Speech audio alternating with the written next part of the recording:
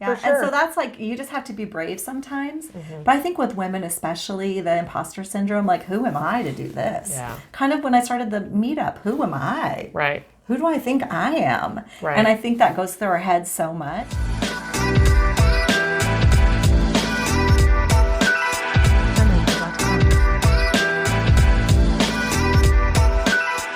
I know a little bit about you, but I definitely don't know everything. So tell me a little bit more about Gwen. Okay, well, where should I start? At the end or the beginning?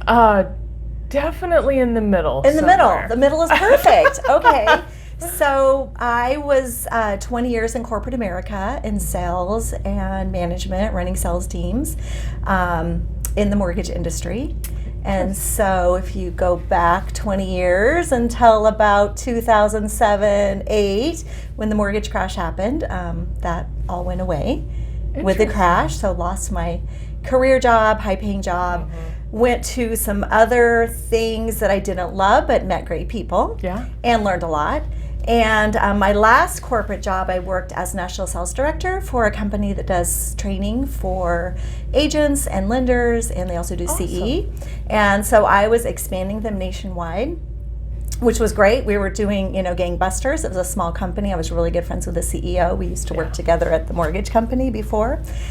And I could see on the horizon that the travel, I was already traveling a lot, and I could see it was going to be more, like a lot more.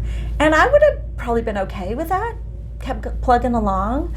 But then some changes happened in the company, and I don't know if it's really the changes or how they were communicated, but I no longer felt appreciated. Yeah.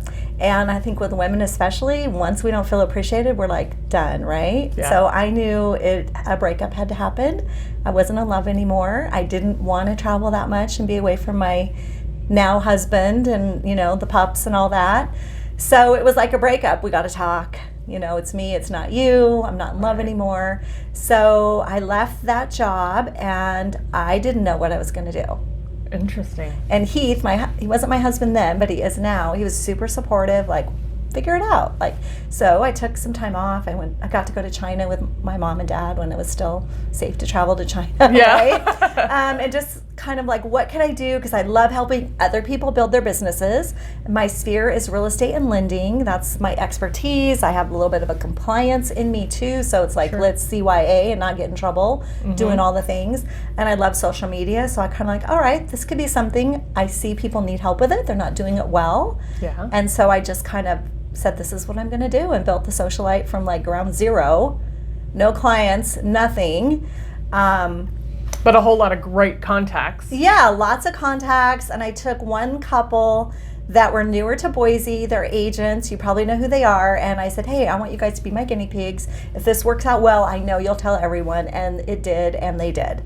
So it just kind of grew from there. But now what I do is so different than what I did at the beginning. That was for almost 5 years ago now. Time flies when you're having fun, right? Yeah, and business evolves. Like you I've evolved. Yeah, absolutely. Yeah. Absolutely. You can't ever say, this is what I want the end result to look like, because you're limiting yourself. Yes. And I had no clue that it could be what it is now. Yeah. So now what I call myself, I'm a personal branding and business strategist.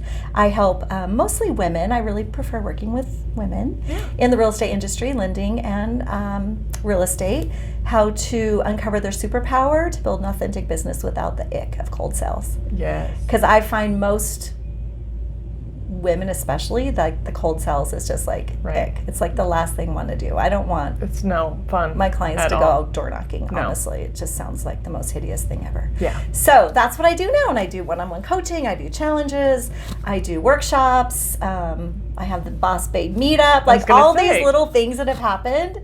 Because of it, it's just amazing. Yeah, that's awesome. I was just going to say, some of the social events, I think, bring people together and introduce both lenders and real estate agents and other people in the industry to each other, which can create amazing collaboration, which I think is absolutely the foundation for everything that's good in business and working together. For sure. If you don't know how to collaborate with other people, you're never going to make it because you can't do it by yourself. No, you can't. You can only go so far alone. You can go so much further with a team or a tribe with you. And it's funny that me, about over 60 people. That's awesome. That was I think I just started it last August, and it was kind of funny. One of my clients said, "Why don't you?" Yeah. Because I've been like probably like you to lots of networking things, and I've always been like, oh, I could do this better. This needs to be different in a few ways. And so she kind of like pushed me outside my comfort zone during our coaching session. I'm like, okay, let's see what happens. And I think the first one we had like 20 people, and then people started hearing more about it and wanting to come. And there's a lot of people now that I don't know, and at first it was just my little core people that I know. So it's really fun to bring them out. I think women, we just want community. Yes, absolutely. We just want to connect with other people, other people in similar industries that have the same struggles, so that those conversations can happen. Otherwise, I know for me in my real estate career, you come home to your family and like you may want to talk about your day, but you start seeing like the eyes glaze over, like they have no idea what you're talking about. So having those other people that you can actually connect with and that go, I totally get it, I've been there, like that is such a powerful moment in and of itself. It totally is. And also just to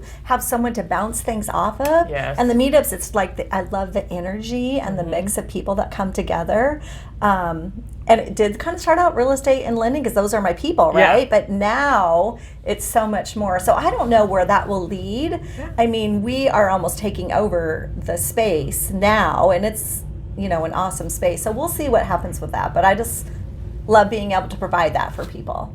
And I get sometimes flack that it's only girls, boss babes only, but we network differently. We work together, we socialize. It would be a totally different vibe if men were allowed. So I definitely sorry agree. Guys, we're sticking to the boss babes. At least for now, anyway. Yeah, for now, we'll see. We'll see what happens. Maybe we'll do a boss bros one. I don't know. Who knows? Probably not. You're like, this is not my area. We're going to have to bring someone else on that may want to do that. Right, there you go. Good idea. Absolutely. So what about your family? I know you talked about going to China with your parents. Are they still around? And you've got a newer husband. A newer to me husband. So my parents are happily retired, living in Eastern Washington, where I grew up. And they're super active and go camping and traveling. They're awesome. My husband and I, we've been together for 10 years, but only married for like 1.5. Oh my gosh. So it took us a while to figure out that maybe we should have a party on the beach in Mexico and get married. He's awesome. He's an awesome supporter. Like his thing is, I don't actually understand what you're telling me you're going to do, but I know you can do it. I believe in you. Honey. Sounds awesome. I don't quite grasp it, but if anyone can do it, you can. And that's just always how he's been. Even when I'm like, I'm going to leave this job, walk away, and take time off, he's like, I believe in you. So that's been so amazing to have that support at home. It's fantastic, right? So outside, I know you've got all of your work stuff, but outside of that, do you have a particular passion project that you have your eyes on or that you focus on at all? Well, I've been told many times I should write a book, so I've kind of been thinking about that. Maybe start with like an ebook. Not so scary as like a book. Right. But I also love just being in the outdoors and unplugging, and our world is so busy, go, so many distractions and stuff coming at you. I love being unplugged with my little family. We go glamping. I'm an archery huntress. Not many people know that about me. My husband and I archery hunt together, and so fantastic. Just like stepping away, and I love traveling, and so So as far as like work passion projects, I have a few things in the hopper, but those are your personal ones. Do you guys have a camper that you take out? We do. I saw yours outside. And sometimes I get my best ideas out in the woods. Like usually I'll stay in the camper and have my coffee. I usually bring a couple notebooks, several books, highlighters, colored Sharpies, pens, the whole deal. And I'm like, I've created some of my best courses in the woods, unplugged.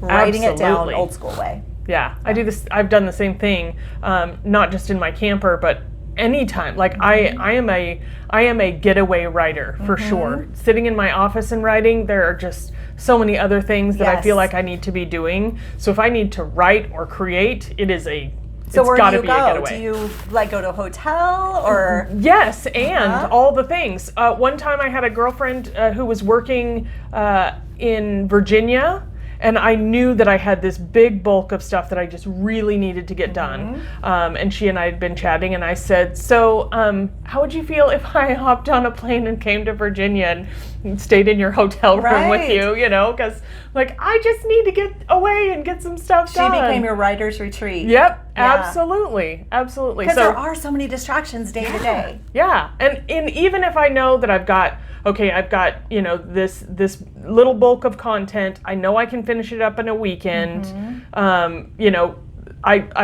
I have found some of the trashiest hotels in Boise. Like, I'm just like, I just need a $60 a night hotel. I just want to. I need to get away from the dogs and the hubs and the neighborhood and the laundry. Yes, right? The exactly. dishwasher. I have that same feeling because coming from corporate America, like at the end of the year, you sat down around the conference room, you reviewed last year, what worked, what didn't, what are our new objectives for the next year. And so that's something I miss because we're all kind of on our own little island as entrepreneurs. So that's part of why I bring people together. But I had this crazy idea. I'm going to go for my own staycation and work on my business instead of in. Yes. And so I decided to invite people along with me.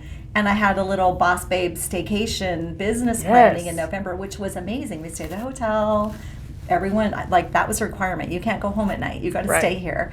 The funny thing is I didn't do any of my own stuff because I was too busy leading everyone else. But it was really cool because we just don't have that. Like I said earlier, you got to empty your own trash and order your own toner when you're an entrepreneur. Yeah, it's crazy. No one's doing it for you. No, ever. So sad too, because I just think if someone would, I could get more done. I know. I kind of remember back in the looking at the marketing catalog. Ooh, I want those Sharpies and those stickies and those notepads and now it all comes out of your own pocket. Yes, it does. Yeah. I know. Shoot. So, what are some of the habits that you would say keep you or have led you to success? I am a big reader. We talked about that earlier. I didn't discover personal development reading until I left corporate America. Wow. So all my years in corporate America, I read Who Moved Your Cheese, or that was, and Raving Fans. Oh. Those were the only two assigned books all during my corporate career. Isn't that crazy? It is. And now I have a huge staple. Bookshelf loaded. I love personal development books. So I try to read or listen to a podcast every morning. Even if it's just a chapter or two, I find, and this is so weird, that I can use something I learned that morning. Absolutely. Like it happens every time. Every time.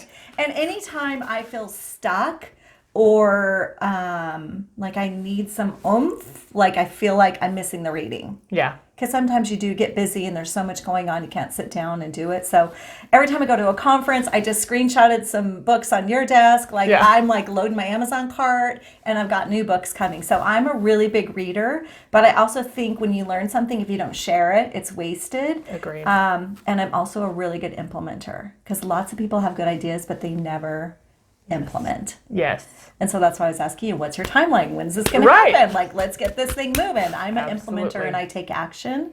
So, I could have had this great idea and been just still plugging along in that corporate world, not feeling appreciated and not fulfilled, and never acted on it, which is what a lot of people do. Yeah. So I'm an implementer. Yeah. As a matter of fact, I was reading and there was actually, they threw out some statistics and 99% of statistics aren't true. I don't know. Right. I don't know whether any of this is garbage or what, but they were talking about, in a survey that they had done, 73% of people that they had asked said that they did have an idea that they never acted upon because they just didn't think that it was in the cards for them. And I'm like, that they could do it, like the imposter syndrome. Yeah. I'm like, that just it breaks my heart because I just know if you will just do. Yeah. It's just like the show. I have no idea where this is going other than I feel like the people that I have met, the information that has been shared with me from the people that I have met through this entrepreneurial journey is so powerful and has shaped me in such a great way that I just feel compelled to share those people with other people. I know, I get so emotional. I love it. Oh. So I just feel like it's my job. Yes, like calling. Yeah, I have to do it. Exactly. Yeah. Exactly. Yeah, exactly. You're just being driven to it. Yeah. But I know I feel that sad when I sit down with coaching clients, like Like, we're getting down to, because I'm really about the strategies and let's implement this and get you to the next level. Yeah. And they're always kind of like taken back, like, oh, we're not just going to talk about it. We're going to actually do it. Like, yeah, that's let's take action. ballgame. Yeah. Sure. And so that's like, you just have to be brave sometimes. But I think with women, especially the imposter syndrome, like, who am I to do this? Yeah. Kind of when I started the meetup, who am I? Right. Who do I think I am? Right. And it's through our heads so much. Have you heard, okay, so statistics, don't quote me, don't, fact check. Right. Real truth. But there's some stat where, like, if there's a job with, like, 10 requirements, if a woman has, like, say 7, she won't apply. She doesn't have it all. Where a man has, like, 2, he's like, yeah, give it a shot, right? I'll figure it out. So we're just like, I don't have it all figured out. And you just have to just take that next step without seeing the step a lot of times. Yeah. Absolutely. Yeah, and just go with it. And find good people to surround yourself with. Yes. There's a lot of smart people out there. Absolutely. When you think about your success in business or your success in your family, because I think that those two things definitely go hand in hand. You have to transfer some of those skills back and forth to negotiate those courageous conversations in both environments. What are some of your non-negotiables? I don't like mean people. It's kindness, right? And win-win. And something I've learned, I think, as an entrepreneur, there was a time when I was first building my business, and yes, I would take any client that came my way. And there were times when it was not a good fit, and it was painful. Yeah. And we both knew it, right? But I wasn't strong enough at that point to turn the money, the check away, to be perfectly honest, for the client. So that's something I really like, working with people that fill your cup. Yeah. I try to really limit my time with people that only take and don't give, because it just drains me. I just like go home. So drain. But yeah, you're right. If you don't have it kind of right at the home front, it's hard to show your best self out into the world. Yeah. So I'm a very the glass is not just half full, it's refillable. There are resources out there. Tap into them. Ask for help. Yes. Like, seriously, if you need it. Yep. And treat your partner like a partner, right? Yeah, absolutely. Yeah. So, how do you feel that languaging and attitude contribute to success or failure? So self-talk is what we hear first, right? So, and I think that comes along with all the reading, like, you kind of learn about that. Like, maybe didn't even know about that before I started reading self-development books. But that self-talk, so, and I see it, and I'm sure you do too, meeting with clients, like, if you don't think you can and you're telling you can't, then you're right. Yeah. But also the opposite is true. If you think you can and you're telling yourself you can. Right. You're right either way. Right. So it's like that self-talk. I've gone through tough times. I've gone through divorce. Nothing like crazy or anything, but we all had tough times. Yeah. So it's just it's not what happens to you. It's how you react and how you bounce back and use it. Like, everything you're doing now, you're like, I don't know where this is going, but you're learning, right? Yes. You're learning Every good things, day. bad things, things you want to do, things you don't want to do, and just like that's all accumulating for you. Yeah, absolutely. Yeah. How do you feel? This is just always such an interesting subject because there's so much debate about it. What are you going to ask me? Affirmations. Oh, yeah. How do you feel about affirmations? So I think, again, like that self-talk, if you're using positive affirmations to like pump yourself up or make you feel better or just get your day started, like, how could that be wrong? Right. Right? However, there's got to be the work piece behind it. You can't just sit back and just like anything, if you don't put the work in, it's not going to happen. Right. Like, I can sign up for the gym. Right. In fact, I need to cancel my gym membership, so I'm going to cycle bar. But I can sign up for the gym, and that doesn't do anything for me unless I put the work in. It's just like the exercise, right? Yeah. Yeah. Yeah. I actually can attribute almost all of my entrepreneurial journey back to workouts. What you put in is what you get out. Yep. It doesn't happen overnight. Yep. One workout at the gym or one day as an entrepreneur doesn't make you successful. Right. Like, it is the repeated patterns over and over and over again, putting in all of the time and all of the energy and the focus on that one thing it just happens over time. You have to put the work in. No one can row the boat for you. No one can ride the bike for you. No. Yeah, you have to do it. And I think too, when you've got that workout too, like the mind, body, spirit, right? Like it just helps everything fall into place. We've all gone through times where like I wasn't working out and you just feel kind of Yeah. And then when you start working out again and you have that time, I think, to process mentally too. Yes. While you're doing whatever you're doing. Yes. And you feel good about yourself, the positive endorphins. Totally.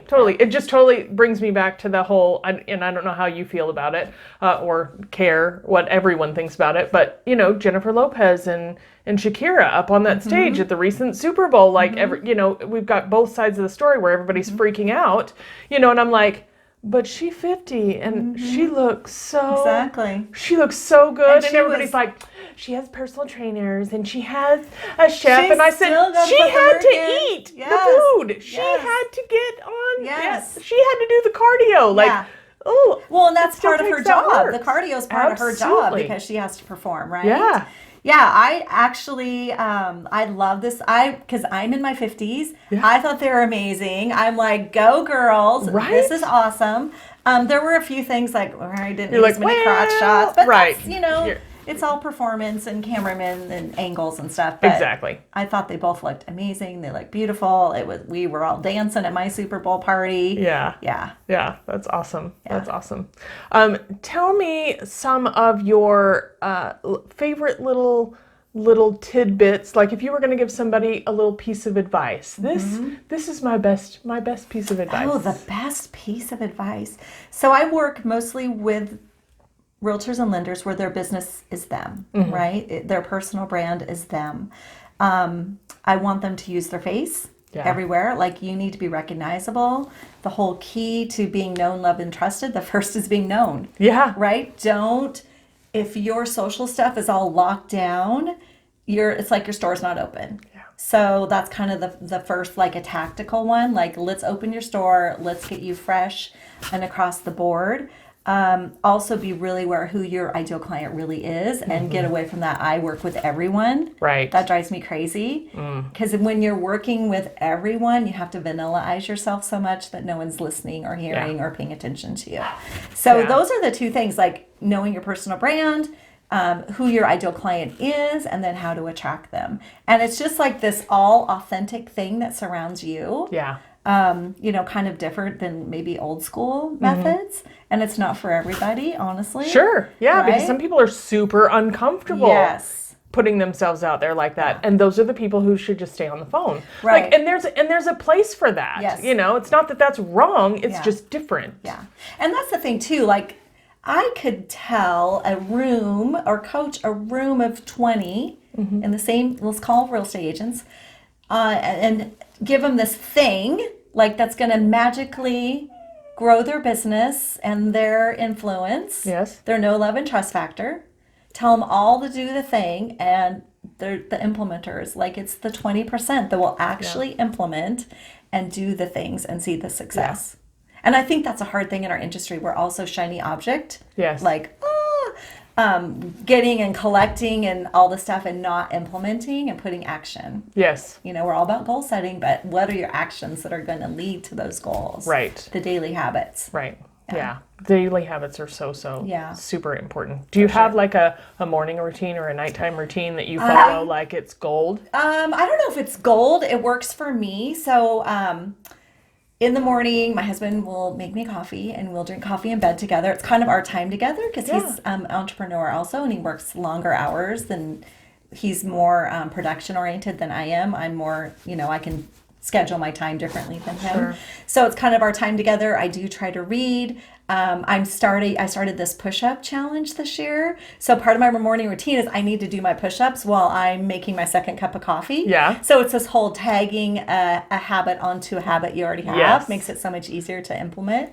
So that, I'm not really like a super early morning person. I don't like working out in the morning, but I do like reading and just kind of, I usually don't schedule my first appointment until 10 or after.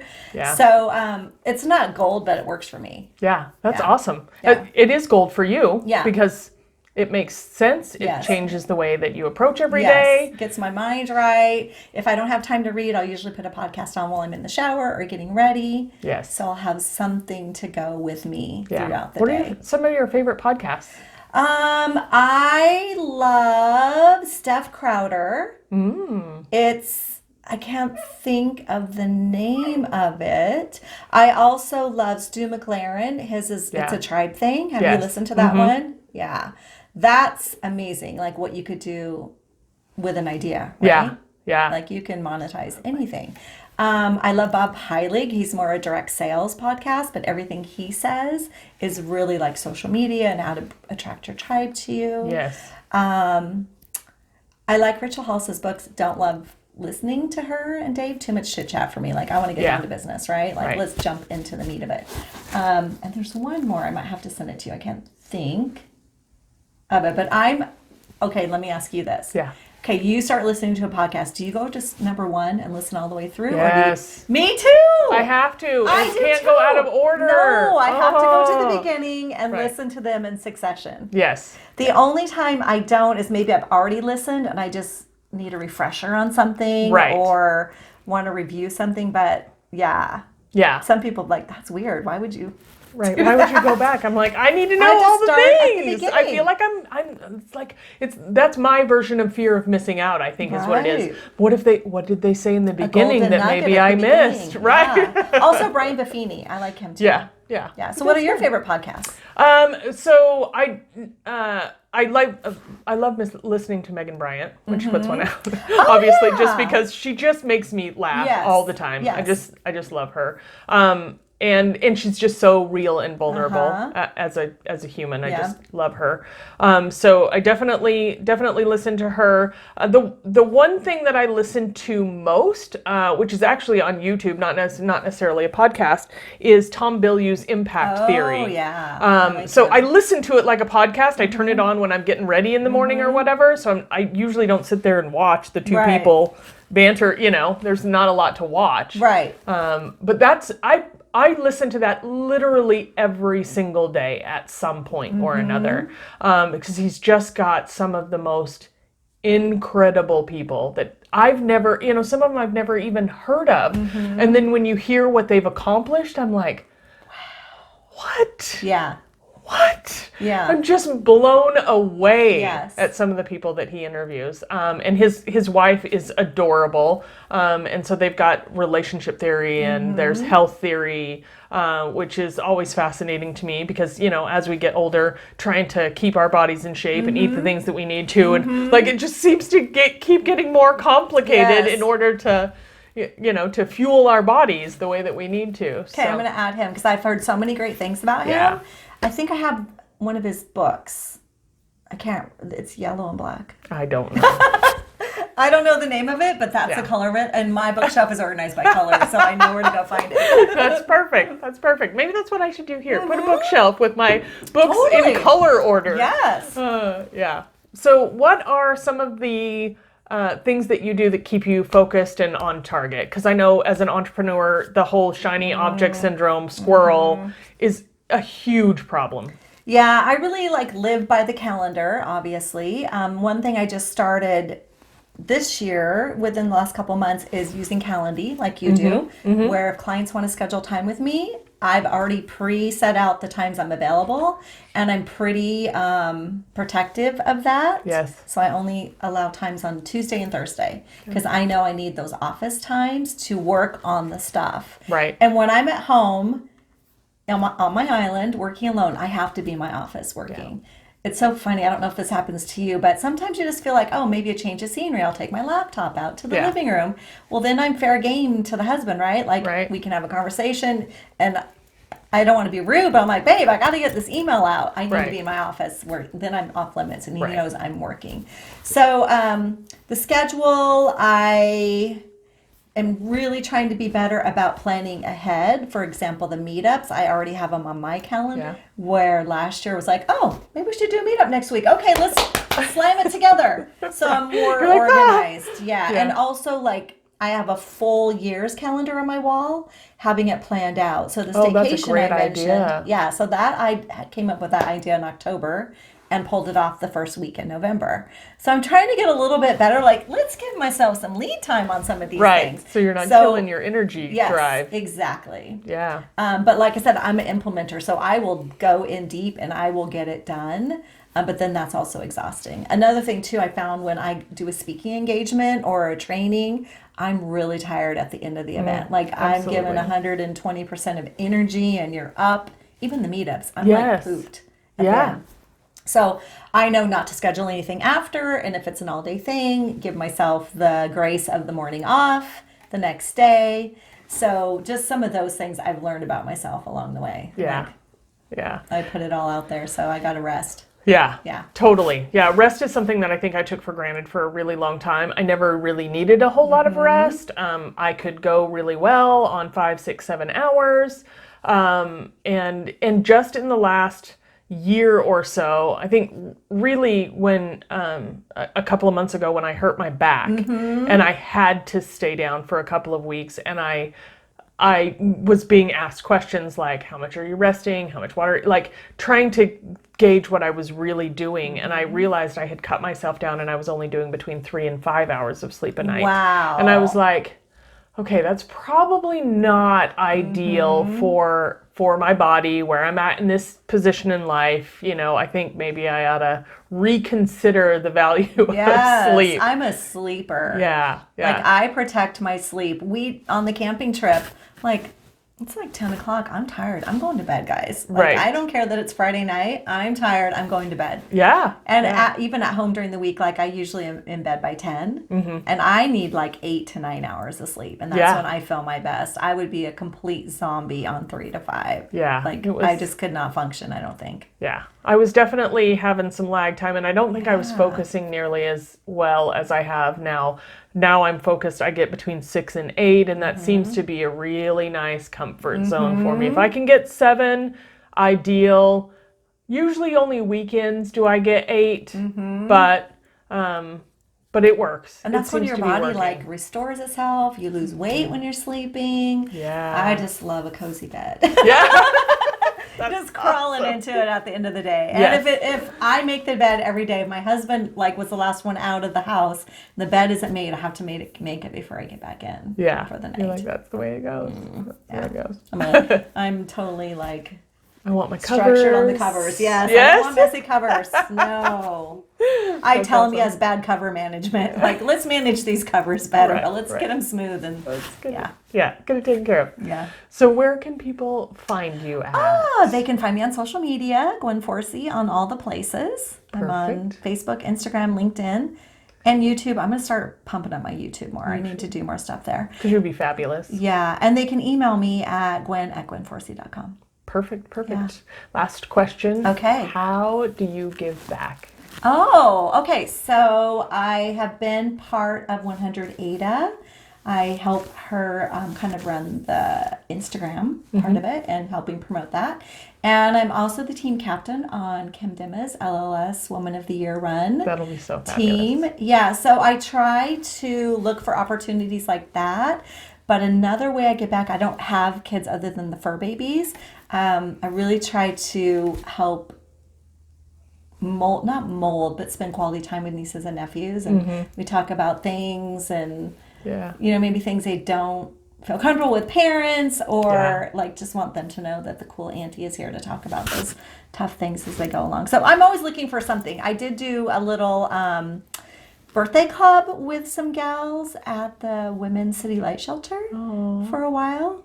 So I don't have anything where I'm like, other than donations and stuff. So I think it comes and goes, and it changes with with our businesses and the way that our life is revolving, and things, change as to what's important to us. And I don't think there's anything wrong with that. Yeah. And it doesn't necessarily have to be money or time. Right. It's, how do you shine your light on others? Right. Yeah. Yeah. I really appreciate you being here with me. Thank you so much. It's so fun. Yeah, I love seeing what you're doing. You just keep going. Yes. It will all fall into place, whatever it's supposed to be. Absolutely. And at some point, you'll be this famous podcaster. And I don't know how many episodes we have in Good Stuff Lady. I appreciate you. Thank you. Yeah. So, it's been fun. Yes, so fun. Hey, thank you so much for tuning in to the My WHIM Life show today. If you haven't already, be sure to subscribe so you don't miss a moment of the goodness coming your way.